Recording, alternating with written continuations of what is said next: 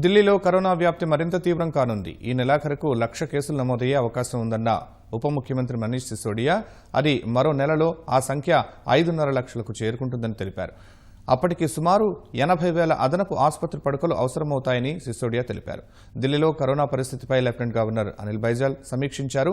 అందులో ప్రస్తుతానికి ఢిల్లీలో సామూహిక వ్యాప్తి దశకు కరోనా చేరుకోలేదని కేంద్ర అధికారులు తెలిపినట్టు సిసోడియా వివరించారు.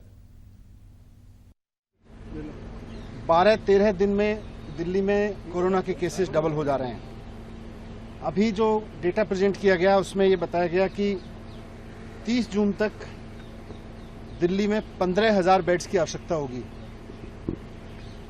15 जुलाई तक 33,000 बेड्स की आवश्यकता होगी और 31 जुलाई तक 80,000 बेड्स की आवश्यकता होगी कोरोना के मरीजों के लिए। और मामले कितने तक हो सकते हैं?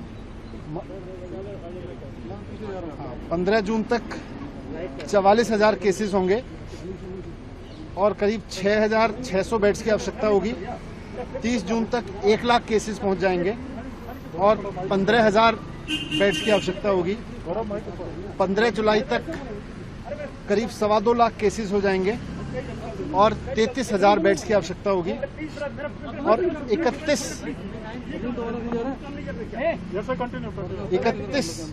31 जुलाई तक करीब 5.5 लाख केस पहुंच जाएंगे दिल्ली में और उसके लिए करीब 80,000 बेड्स की आवश्यकता होगी। ये तब है जबकि अब तक थोड़े दिन पहले तक लॉकडाउन चल रहा था और अभी तक दिल्ली के हॉस्पिटल्स में दिल्ली के ही जो निवासी हैं, वो चाहे कहीं से भी, जो आदमी आज दिल्ली में रह रहा है वही दिल्ली के हॉस्पिटल तक आ पा रहा था, जो दिल्ली सरकार के है वो प्राइवेट हॉस्पिटल्स हैं।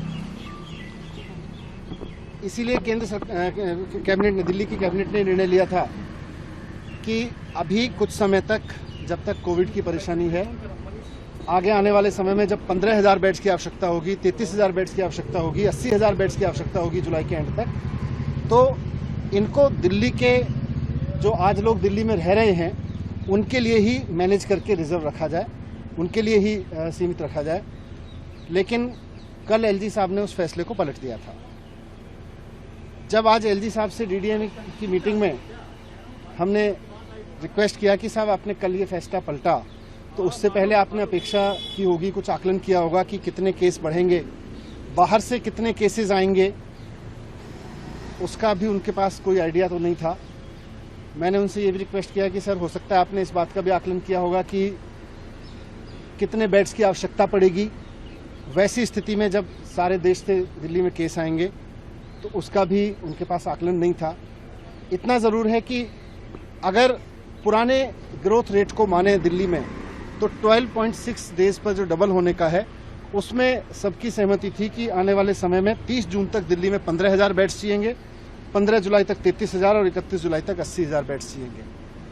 तो ऐसे में एलजी साहब ने जो कल फैसला लिया कि दिल्ली के हॉस्पिटल्स को सबके लिए खोला जाए, उससे दिल्ली के जो लोग अब दिल्ली में रह रहे हैं उनके लिए बड़ा संकट पैदा हो गया है। हमने एसडीएम की मीटिंग में ये मुद्दा उठाया था, एलजी साहब ने उस पर सहमति नहीं जताई। अब उसकी जिम्मेदारी कौन लेगा?